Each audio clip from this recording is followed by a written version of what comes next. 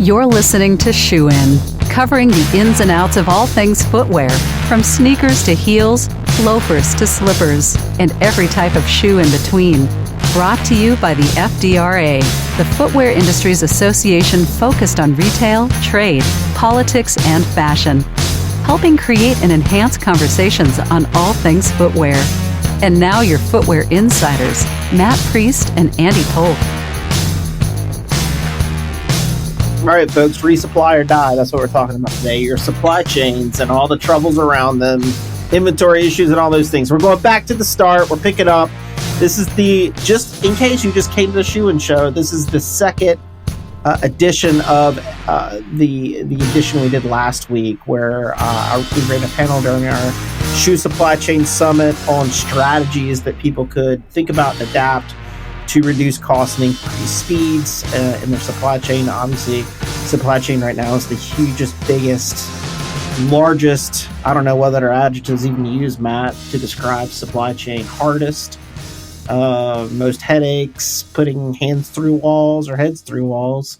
But we have, as we tee off the second edition of this discussion, supply chain panel discussion. Again, it's Farrell Morris from Farrell Robin Footwear, Joe Passio of Fila, Jim Salzano from Jones and Mining, and Dr. Noah Hasegawa from the Port of Long Beach. So it's a diverse group of people looking at different areas of the industry and talking about what they're seeing, challenges they're seeing, and then opportunities of what they're thinking about. Of note, as we go into this, I want people to really listen towards the end, where Joe Passio talks about calendars and timelines and readjustments to make the best use of that compared to what the calendars and timelines were in 2019, even pre-COVID. So give it a listen, and we'll come in on the back end, and Matt will give his thoughts. And material logistics going into factories. You said something interesting about how you're increasing your footprints in these different areas. Is that helping make sure that you're more local for local, that you have supply near a factory base? Is that what your thinking is around that? But how are you guys dealing with material cost issues, inflation on that side, and getting those around to the different factories that need the we're seeing a significant increase in the chemicals that are used for the footbeds, the open cell foam that we make, and the materials that we use to make lasts out of. But we're treating those increases right now as temporary. So we're kind of keeping our fingers crossed. This is more like a jazz quartet than the symphony. So I'm sure if we did the science on this, we wouldn't like the answer that these might be more permanent than temporary. But right now, we have pretty much held prices. We're having discussions with partners on certain things. But before everybody got on the call, we were talking about sustainability. We're working on a lot of sustainability. And Andy, in no part, don't minimize the role you're playing. You are inspiring through FDRA a lot of focus on sustainability. We're offering solutions that are less costly because of the creativity and the trust and the support of risk taking around sustainability in all our offices. We have a massive program going on. It's a 20 million pair program that's going to reduce the cost of this component by 30%.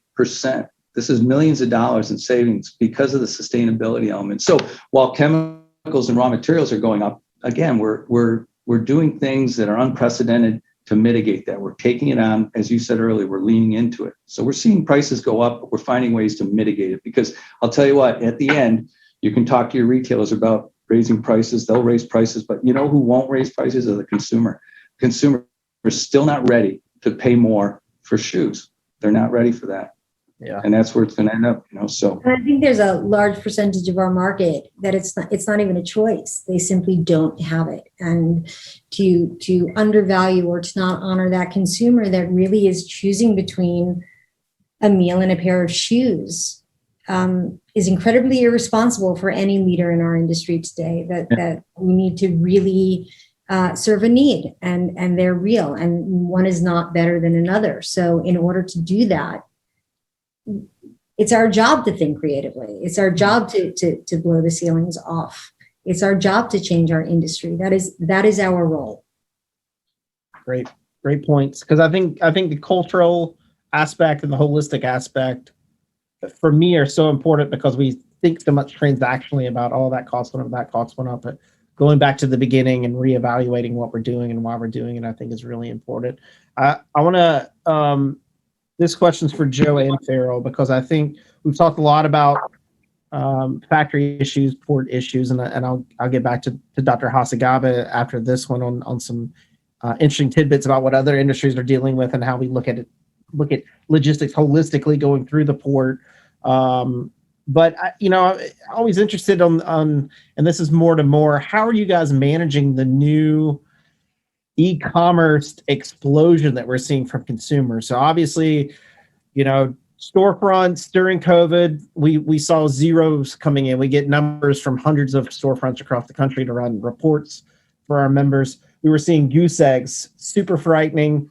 All of a sudden, everybody starts shopping more and more online because they can get it delivered to their house. And we see there's some staying power with that. Some companies are saying that 50% of their sales will come from e-commerce in the coming years, if not now. So when we see that kind of shift in the channel, what kind of challenges does that present to you guys? I mean, does that mean that you have to look at your warehousing in the US? You have to look at your partners for last mile delivery? Do you have to realign things to make that a reality, to make it work for your footwear companies? And either one of you guys can just jump into this, but I think we just need to have a discussion about that too, as we look to the future of channel, getting it to the consumer in their hands. John, you want to start? It always starts with the last. So no, you go ahead. Go ahead, Farrell. Sorry. I'm confused with Jim for a second. We work and have worked for a very long time in the direct-to-consumer business. Not that we inventory our own goods, but we work with Amazon and their private label brands. We work with Zappos and Target, and we're probably the largest supplier at Amazon right now. And that was really an incredible opportunity because we worked with a partner over there who was very directive in, this is about comfort, this is about fit. And I remember walking out of that meeting and saying, we're going to regroup. It's almost like we're going to take the same features and we're going to start from the inside of the shoe and work our way outside. And that's a very unconventional thought process for a design company or for a footwear company. And from a Zappos to an Amazon to Target, and the quantities and the opportunity has been extraordinary. But understanding the value system and using creative processes to ensure that the consumer is getting what they need. And again, going back to Jim's point, you put a shoe on and it doesn't fit, it is not a win. And the creativity that's required and the communication that's required. And I only think that is going to be expansive. I only think with the ability to customize and the ability to do, it's my dream to apply the Toyota, manufacturing process to making shoes, so that we're talking about replenishment models that are in real time, literally down to the pair. And there's no reason why we can't figure out ways to work that way. In fact, I think it's really just a matter of time, and to think outside of our industry and one-on-one and customizations and mitigated risk with that and replenishment that allows retailers to manage their P&L statements more productively and not be in a position where if something like COVID happens, they are in a position where nothing can be done, because there is always something that can be done. And I think direct to consumer has only given us a much greater channel to communicate values and what's important to them and why it's important, and us to be able to realize that and just do a better job of giving people what they want. Joe, how are you guys approaching this and dealing with the explosion? Yeah, we've seen great growth in the last couple of years in e-commerce, and it has certainly created new opportunities for us to learn and grow, across the whole supply chain. On the factory side, as you go back into the supply chain, you have the challenge of making small lots with multiple colorways when in the past you wouldn't have had to do that, and you have to figure out a way to make that happen and be able to service that. And that's been a difficult challenge, and we put a lot of thought around that and are able to obviously deliver it. But it certainly was a challenge. And then as you bring it into the U.S., presents a whole nother set of challenges for us. Warehousing definitely has been a problem. I mean, as you service one unit, it's the same as servicing 10,000. Someone has to go take care of that, right? And has to pack that and ship that. So it, again, new opportunities and stretching new muscles for us when we've seen that kind of growth. Workers at this point in time in the U.S. and in China are big problems on both sides of it. So this kind of growth in that area complicates it even further. It's hard to get workers, and you need more workers than you had previously. So definitely a challenge, and there's no simple answers to it. It's grinding and working hard through each of those problems again. No simple no silver bullet, as they say. It's taking them one at a time, but definitely has been a challenge, but it's been a good challenge because it's an opportunity to grow and do something different and tell stories. Or from the e-commerce side, you could tell stories that you could just never tell at retail, and our team has been doing a great job with it, and we've seen the great growth.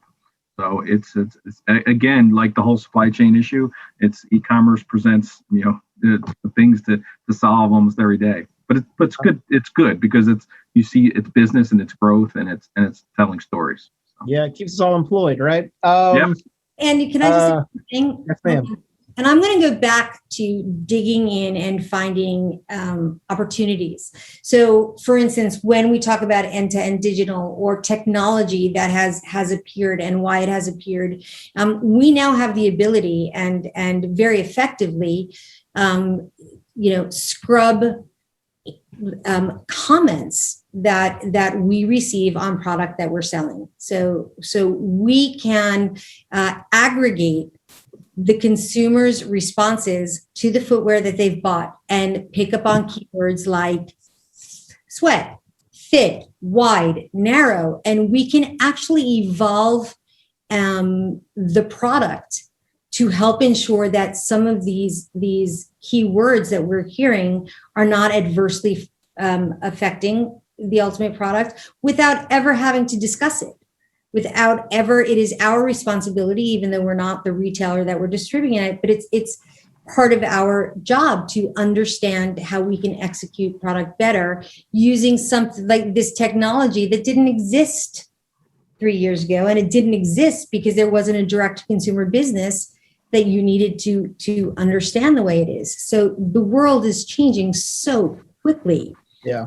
And it's awesome. Great points. Dr. Hasegawa, I'm going to bring you back in as well. The port has spent, this is always the thing that amazes me. You guys have spent billions and billions on infrastructure to, obviously the port is contained. You can't, just build more port or find other ways to expand the land. But you guys have found new ways to automate, automate terminals and piers. I've always been really interested in the technology and investment you guys have been making to have better line of sight. I was looking up on LinkedIn to make sure I got your title right today. And I noticed that you're also the chairman of the Intermodal Association. I think that's correct. So I'm fascinated to hear from you how other industries are also dealing with this. Because I think sometimes in footwear, we're very insular, right? We can only see what we're looking at. But I'm interested in a broader perspective of what other industries are other industries dealing with the same challenges in terms of logistics, and what are some tips and ideas that you've heard from other people that are helping out the situation right now? Yeah, first of all, Andy, appreciate your kind comments, and certainly we take great pride as a port authority in the investments that we're making. $4.5 billion over the past 10 years, $1.7 billion over the next 10 years, and it's all again to ensure the efficiency, reliability, and all the value add that our customers need. But I love your question about the bigger picture, because one of the things that we know quite a bit, especially when we go through challenges and challenging periods like we are now, is how important it is to keep that bigger picture, have that holistic perspective. And I really appreciate the conversation and the discussion that's been had here, because it shows me that shippers are having those discussions, and they are having that perspective. But to answer your question, the Intermodal Association North America covers numerous industries, And I can tell you that every single industry, without exception, is facing the same challenges. And in fact, the big challenge today is contingency plans and how to make sure that cargo that was originally scheduled to be routed a certain way ultimately makes its way to its destination. We're seeing these days, Andy, a lot of containers that were intended to be rail boxes are now shifting and are being pulled by truck from our terminals. And they're either taken to a near port rail yard, or they find another way to make their way to eventual destination. So we're seeing a lot of workarounds. And again, it just speaks to the fact that this surge that we're all managing through has completely overwhelmed every segment of the supply chain. There's no segment that is exempt from this, right? So it's equipment shortages, slots on ships, rail capacity, truck capacity, warehouse capacity. Every segment of supply chain is completely saturated. So I like what Farrell said about how we have to adapt, right? If we don't change, we're going to have a hard time surviving, let alone thriving. And one of the things that we're starting to beat the drum about, Andy, is, I think COVID has taught us, and the pandemic-induced surge has taught us that it's time for us to have a serious conversation about what it will take to have a true 24/7 supply chain here in the United States. Asia has it. And the way I see it is, the Pacific Ocean has two sides. On one side, you have 7 of the top 10 largest port authorities, and all of them are sending ships our way. And here on our side, we have 3 major gateways on the U.S. West Coast. So when you think about how much cargo is making its way to these West Coast ports, we have to look for ways to maximize our hours of operation. And so I think we're here now, right? If we really want to move the needle, raise the bar, whatever metaphor you want to use, we're going to have to look for ways and have a serious conversation about what it will take to get us to a true 24/7 operation. The railroads are already there. The ports we're very close. There's about a 5-hour gap, but the warehouses, the distribution centers, and every segment of the supply chain, we believe is going to have to realign and make sure that we can maximize, or at a minimum, when we do have periods of congestion, is flex up, right? Have the ability to flex and open up the gates of the ports, open up the doors of the warehouses, and make sure that there is a seamless transfer of cargo. Is there the worker shortages that we've seen across the U.S., in different industries, retail, fast food, restaurants, et cetera? Are we seeing the same thing in logistics at the port or in ancillary at the rail yard or at the warehouse locally there on the West Coast? Are we seeing that as well? Well, thankfully at the port, we're not seeing that at all. Our dock workers, even at the height of the pandemic, were masking up. They were showing up to work, and we have never had to shut down our port, which is a testament to the commitment and dedication of our workers. What we are hearing is that in certain segments, like, for example, the warehouse space and some of the DC space, we are seeing some of that. But that's also a function of limited capacity due to the new instituted COVID safety protocols. But by and large, we're not seeing that at the port, but we are hearing of things of that sort in the warehouse space and to a lesser degree in the trucking space. That was an issue that was prevalent even before COVID. So it's definitely something that we're monitoring as well. Okay, got that. Folks, I will encourage everyone listening to this fantastic conversation. If you have questions, at the very bottom of the screen on our Zoom call, there's a Q&A. It's got like a little bubble there for the conversation. Go ahead and hit that button and type in your question, and I'll ask the panelists as we go through this. Kind of open to everyone as we go through this. Before we start having audience participation, is what's one great thing that you've seen in the last month or two, or heard from someone else, some kind of solution that somebody's used to help their supply chain stress? Maybe a stress ball, maybe prayers, like we said, that's fine too. But if there's any kind of technical thing or technology or tactic that somebody used you thought was really unique or interesting to kind of help that current stress that we're seeing right now. Maybe not a silver bullet, obviously there's no such thing, but anything that's interesting, I think any kind of ideas that we can share would always be good. So Andy, I'll jump in on that. For us, it was just about time, figuring out a way to expand the timelines. So backing up our development calendars, giving ourselves time to develop, longer times to develop shoes, samples, giving ourselves more time for production, and then also shipping. So as we've kind of looked back on the calendars, we said, okay, how do we plot in more time to, because obviously you need time to address problems. Right. And the way they're popping up all over the place, time helps. And, because you can solve problems. It's just a matter, of having that time put in here because, obviously without it, it causes delays and whatnot. But that's been the number one thing when we sat down and looked at the calendars and said, okay, what are we going to pop in the different areas that allows us that extra time to get the job done? It's a very simple thing, but it's something that's very important. What just, obviously you got a ton of different factories and different SKUs and stuff like that. But what do we like if you looked at your 2019 calendar for planning and your 2021 calendar, how many extra days are you adding in?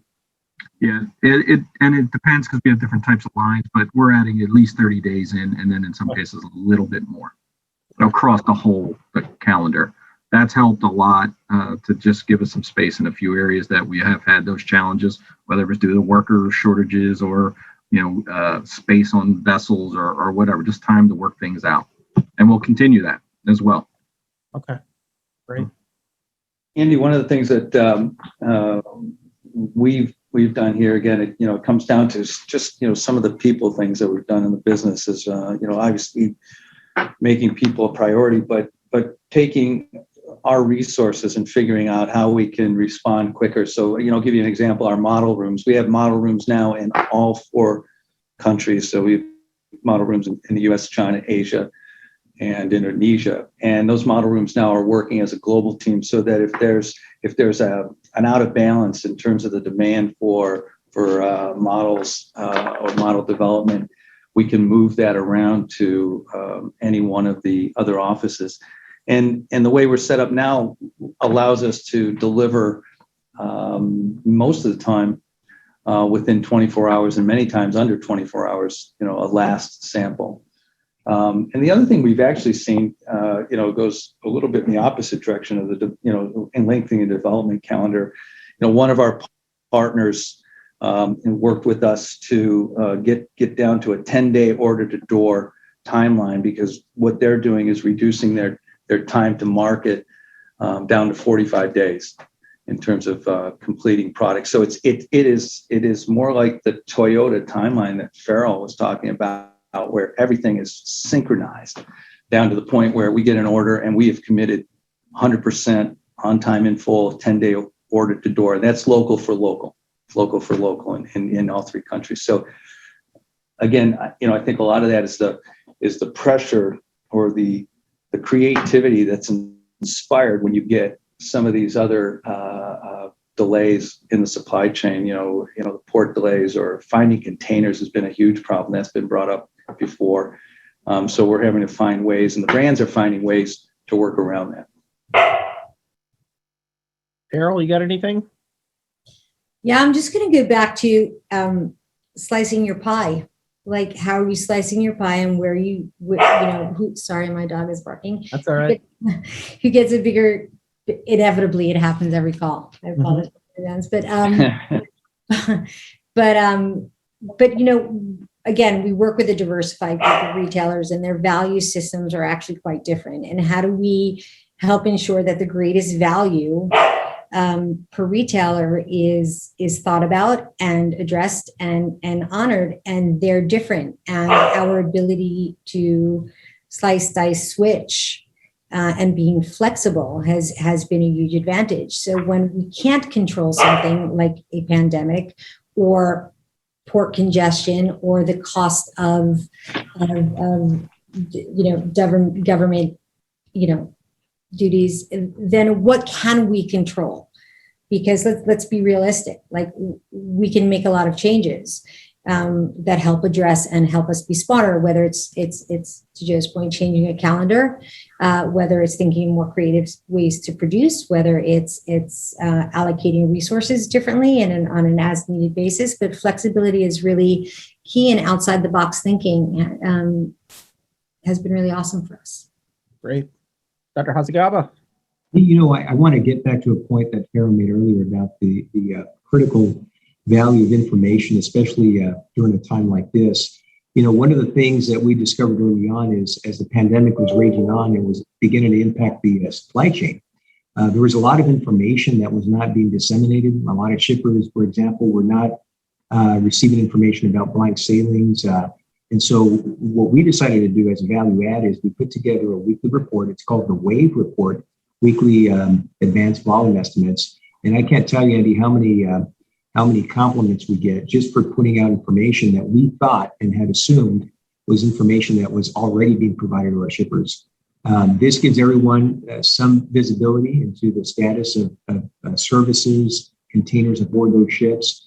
And that's something that we're going to continue to build on and continue to offer as a value-added service because information is critical.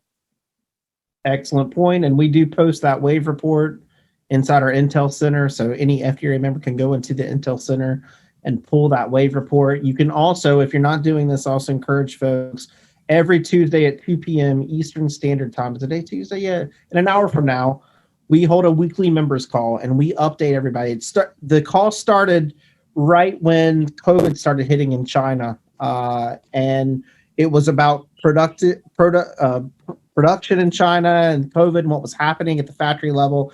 That then expanded to covering real-time updates in the marketplace, at the port, anything and everything that the real-time challenge to the industry we cover on the weekly call. We have brands share with other brands. And this is the value of FDRA is collective action, collective intelligence, to hear what someone else is dealing with so that maybe you can be aware of that blind spot that may be coming up that you're going to deal with too, and better prepare for that and find solutions together.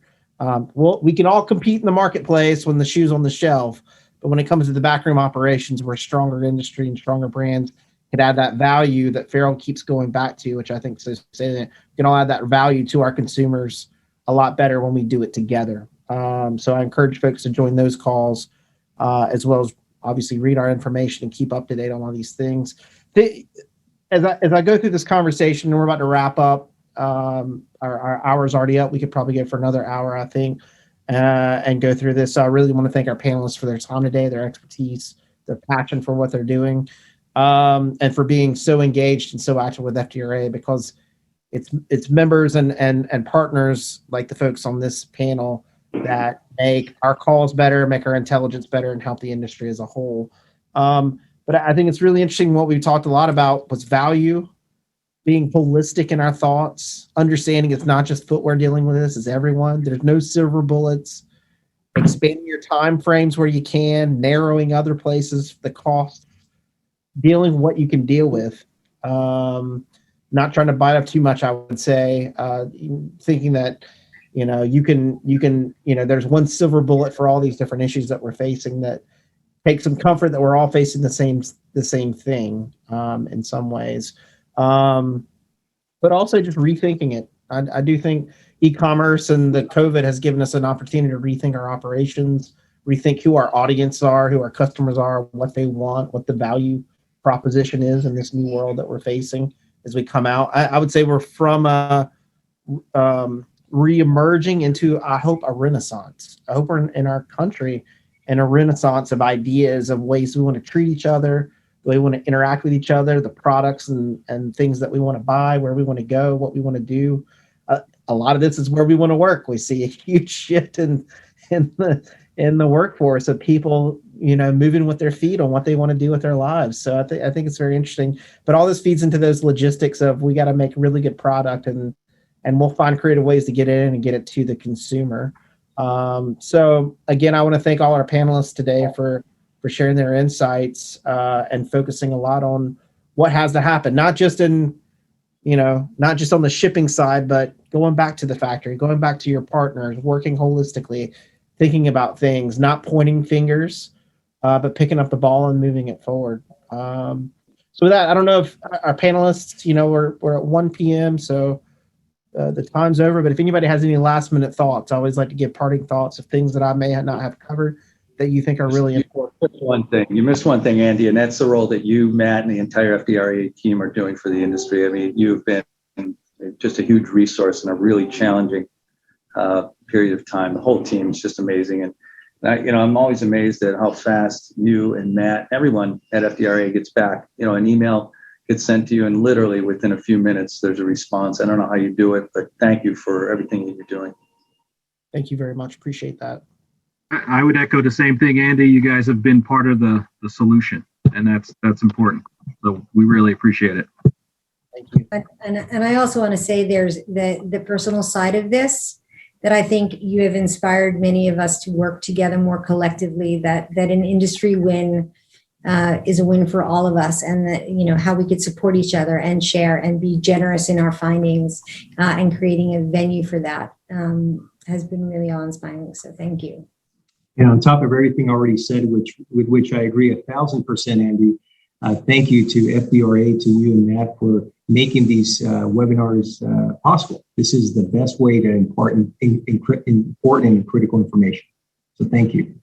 Great. Thank you all. And as a reminder, this is recorded. We will be banking this on the shoesupplychainsummit.com website. You should have an access code to access the webinars from yesterday, today, and recorded content we have from other experts and service providers. If for some reason you didn't get that access code, you can email me or you can email any of our team. The best email address perhaps would be info@fdra.org, and we'll respond instantly, just as Jim said, using bots to respond instantly. That's the key. Just kidding. To respond instantly and get you what you need. And then more generally, as you come across challenges and issues, please use us as a resource. Don't hit your head against the wall. Typically what we see is other people are facing the similar challenges in the industry, and a quick phone call to us could save you a lot of time and a lot of effort to find some unique solutions to your challenges. So please use us as a resource. That's what we're here for. Again, thanks to all the panelists. Thanks to everybody listening. Please be safe. Please stay healthy. If you haven't got your shot, please get your shot. Please come to Fanny in August. We're going to have a great cocktail party and a great Fanny week, I think, as we reemerge, and an even bigger one in December. That's going to be a huge blowout, I think, and a huge celebration. So Andy, that was a fascinating conversation. I'm glad that you hosted it because you had 4 different perspectives, 4 different kind of approaches to what's going on, from the designer side, the supply side, all the way to the port itself. And so the challenge, there's too many challenges even to make note of in this conversation. But the fact is, our companies and our members are finding ways to kind of navigate through it. And it's, as you said before, it's not just a footwear industry specific challenge. It's across the board. Just about every industry, consumer good, importing community that you can think of is impacted by it. And footwear is no exception. But I'm glad that these leaders are at the helm of the respective organizations to help navigate them through this chaos. Indeed. And, again, we do want to thank all the industry leaders that joined us for these discussions that we had during this Supply Chain Summit and a lot of others. And even on this show, too, taking the time out, because I think what's great about our industry is as we all go through this together, people are trying to find ways to work together and talk together. And again, this is a great time where I'm going to remind our members to join our Tuesday calls at 2 p.m. where we bring in many of these experts to give real-time updates every single week on supply chain cost issues, capacity issues. We also talk about marketplace issues, retail, price, employment, things like that too. So anything that's hitting footwear companies, that's a challenge, we discuss that and give some ideas around that. But we also try to forecast what's coming up next to help our footwear members grow their business and make sure they don't trip up along the way with making sure their shoelaces are tied all the way up, right, Matt? That's what we do. Right. That's our specialty. Polish shoes and tie them up. That's what we do for you. So anyway, listen, shoeandshow.com is where our entire episode, our entire library is of all these great episodes. You can go back and listen not just to supply chain, but any topic impacting the footwear industry. at shoeandshow.com. We appreciate you listening. Please be safe out there. Please, again, the 2 p.m. Tuesday call, so vital to all the footwear companies out there, just to listen in on what's happening, get real-time insights, make sure you don't have any blind spots. But we appreciate you listening. And until next time, on behalf of Team FDRA, Shoe In is out. Shoe In has been brought to you by the FDRA, the Footwear Industries Association focused on retail, trade, politics, and fashion, helping create and enhance conversations on all things footwear. For information about FDRA, visit fdra.org.